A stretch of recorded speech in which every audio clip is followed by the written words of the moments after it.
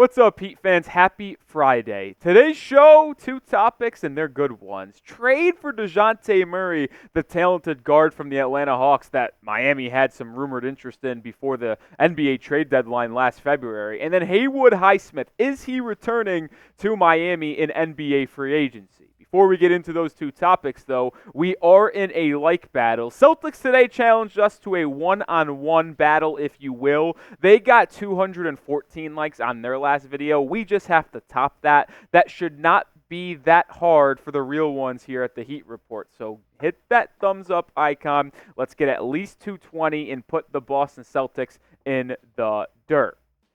Let's get into Dejounte Murray now, because Bleacher Report put out an interesting article that had one dream trade target for the Miami Heat, but also one realistic trade target for the Heat this upcoming summer. The dream target, no doubt, it was Donovan Mitchell. That is the dream. It will always be the dream. But Dejounte Murray as a realistic trade option does intrigue me, because it is very possible that he gets dealt this offseason. The Hawks are at a crossroads. They got lucky with the lottery, and they hold the first overall pick in this draft. They're likely going to take Alex Sarr and move on from Clint Capella. They have a couple of young wings in Jalen Johnson and DeAndre Hunter that are interesting to build around. But the backcourt of Dejounte Murray, and Trae Young, they will not work together. That is not a conducive pairing to winning. So I think it's likely they trade one of them, and if they elect to keep Trae Young, maybe Dejounte Murray is on the trade market. Here's what Bleacher Report had to say on the matter.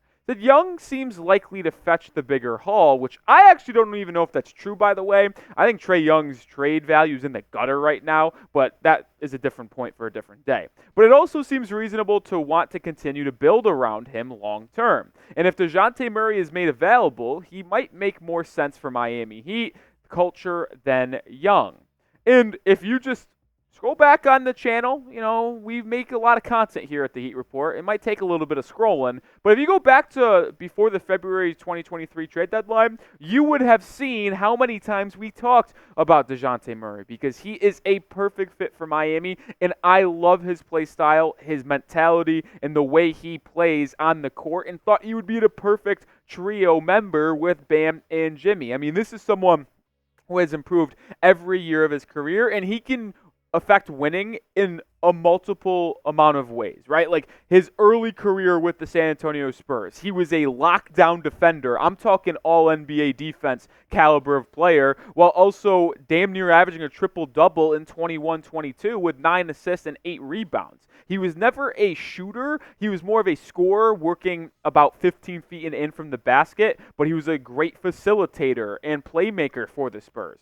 Then he gets dealt over to Atlanta, and he has to play a little bit of a different role, right? Because now he's a shooting guard more than a point guard, playing alongside Trae Young. And he was able to improve his shooting 34% from 3 and then 36% from 3. Still not that efficient, but as you see, it has improved every year over the last 4. So he can affect winning in multiple different ways. He can be the primary scorer as an off-ball creator, or he can be a guy initiating the offense, ball in his hands, making plays for others. And even though his defense has declined in Atlanta, that might just be because their style and their culture over there, because when he was playing with a defensive-minded head coach and Greg Popovich over in San Antonio, he was one of the best guard defenders, if not a top 3, top 4 guy in the NBA. He still has averaged over 1.6 steals per game over the last 4 seasons, including leading the league with 2 steals per game just 3 seasons ago. This guy is a dog right now, and if he's available via trade, the Heat have to at least do their due diligence on a potential Dejounte Murray deal.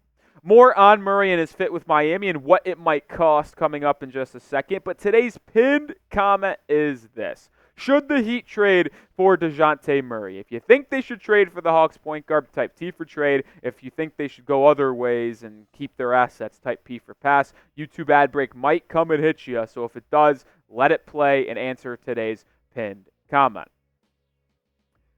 Let's take a look at Dejounte Murray's outlook now because he is currently 27 years old, but he's turning 28 in September, so he'll be 28 by the time the season rolls around. His height comes in at 6'5", which is pretty solid, right? Like, even if it's a two guard or just a point guard, the height is there. But the most impressive thing about Dejounte Murray is his wingspan. It is one of the most plus wingspans in the entire NBA. It is very rare that you find a guard have a wingspan 5 inches longer than their height. And what have we talked about on the channel in the past? I am a wingspan slut. If you have a top-tier wingspan to height ratio, I want you on my team because it allows you to finish at the rim easier. It allows you to be more disruptive on defense in the passing lanes, blocking shots. And if you're able to still put up a smooth jumper because you could get the release point higher potentially, oh yeah, you can be an absolute menace on both ends of the floor. And that is why, to me, Dejounte Murray has been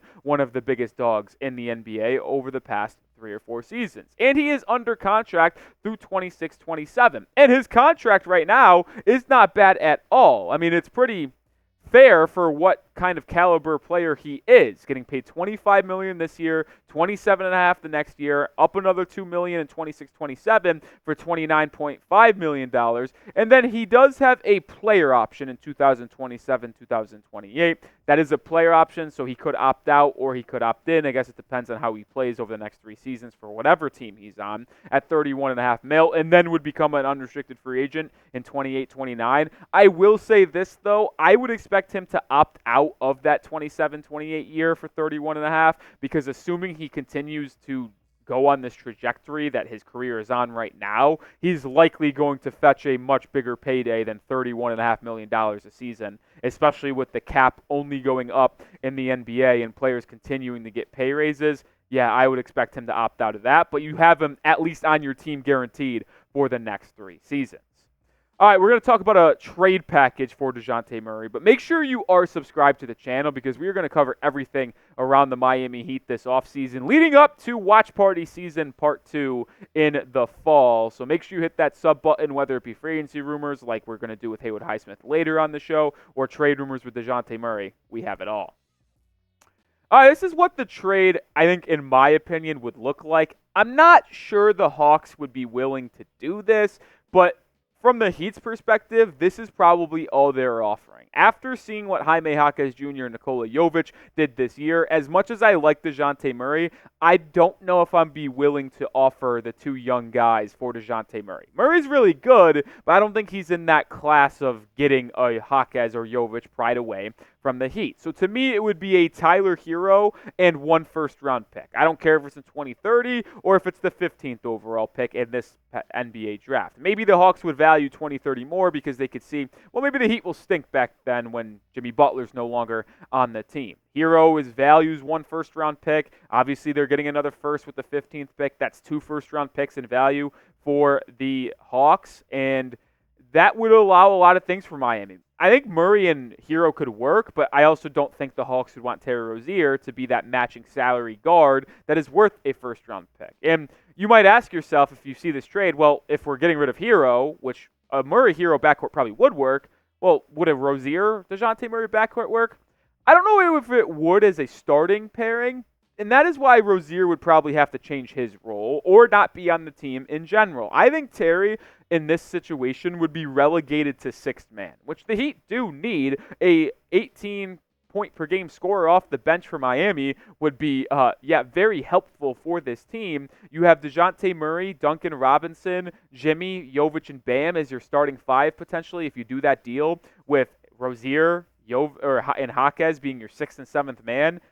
Yeah, that will do some nice things for you. You could also trade Terry Rozier in a separate deal if you wanted to acquire more role players, if you will, because you're likely going to lose Caleb Martin in free agency. So if you want to replace him with another athletic wing, maybe you trade Terry Rozier in a different deal. But either way, I think Rozier would have to be either on the bench or dealt away if you acquired Dejounte Murray. All right, that's it for Dejounte Murray. We're going to get to Haywood Highsmith here in just a second, but we are sponsored by Prize Picks, the best daily fantasy sports app in North America. Why is it the best? Well, it's easy and fun. All you do is pick 2 or more player stat projections, pick more or pick less. Yeah, it's that easy. And you could win up to 100 times your money right now with as little as 4 correct entries. NBA playoffs still resuming in the conference finals. Same thing with the NHL. But there's also golf, MMA, boxing, MLB to choose from, which is why they're the best. You can choose from anything, WNBA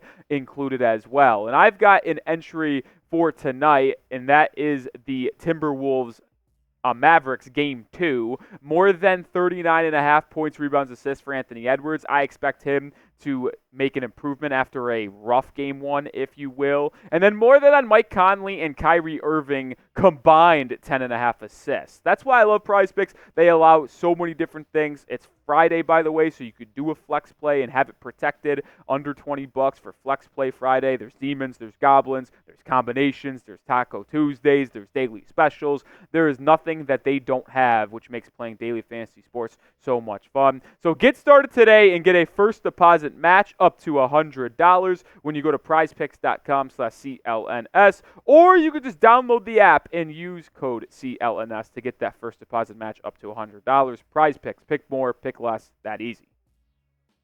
Let's shift gears to NBA free agency, which we haven't really talked about a lot of free agents on the channel because, well, the Heat really can't spend on too many free agents, so it's more of the trade route for the Heat. But could Haywood Highsmith make a return to the Miami Heat's roster this upcoming summer? Because he is a restricted free agent. Highsmith actually hopped on a podcast with Hoops Hype and said this: I'd love to stay in Miami for sure. I feel like I've built a great life out here. My daughter lives out here as well. If all things are close, I definitely would love to stay in Miami, but we'll see when that time comes.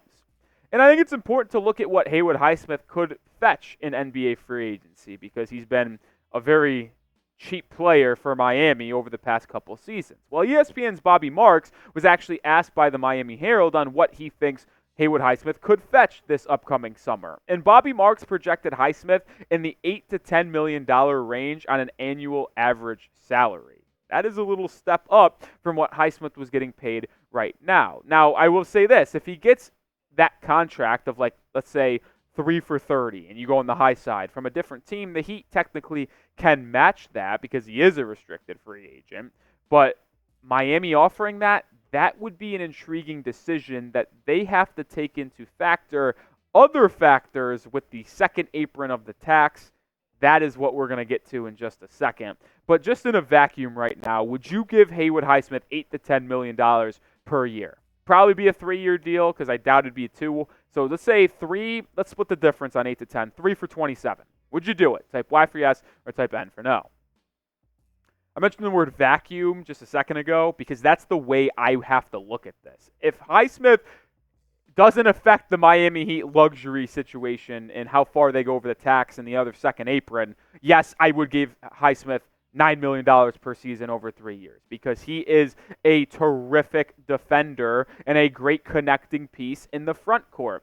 The offense is always going to be a struggle, right? He hasn't been the most offensively inclined player in his career. It's something that he's been working on. Only giving you 6 points a game and not really doing anything with the ball in his hands. And that's one of the most frustrating things to me when I watch Haywood Highsmith too, by the way. He just sits in the corner almost on that PJ Tucker role. And anytime he gets the ball on offense and is made to make a decision or dribble, it just feels ugly. He's always looking to give it away. It's never, I'm going to go drive and score. Now, I will say he did a much better job of that at the end of the season when he needed to with a couple key players out, getting to the rim, and he worked on that little 8-foot float shot with one hand. But the overall offense just isn't there. But shooting 39.5% from 3, yeah, that will play, especially with how good he is on defense. Always taking the challenge of guarding the opposing team's best guard/wing player when he comes off the bench. Now, I want to go back to that contract, and you mentioned $8 to $10 million per year. Well, as things currently stand, the Heat simply can't afford that. And I know you're thinking, they can't afford an $8 million contract? What can they afford? Well, the answer is, because of the situation right now, they could really only afford vet min deals or something like at $3 or $4 million. Because here's why. They are only $5.2 million below the second apron of the luxury tax in the NBA.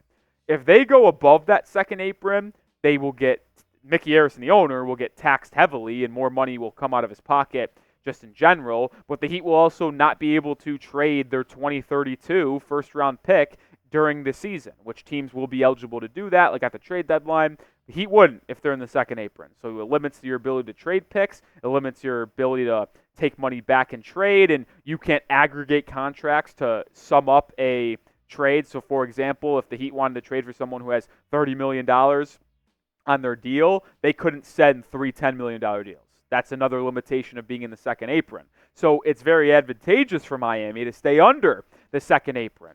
So if you do an $8 million contract, that puts you over. Now, I will say this. If they lose Caleb Martin, because this includes Caleb right now, he is currently under contract for $7.2 million.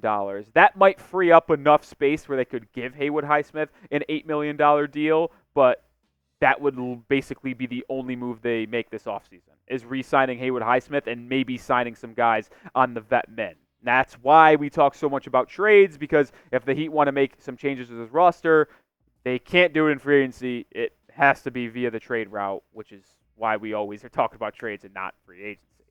All right, that is going to do it for today's video. If you want to continue the conversation on Miami, whether it be the trade market, free agent targets, what Caleb Martin, Haywood Highsmith are going to get, we can do that over on my Twitter at Nick_Roloff. So go give me a follow, and I'll see you in the next video. Go Heat.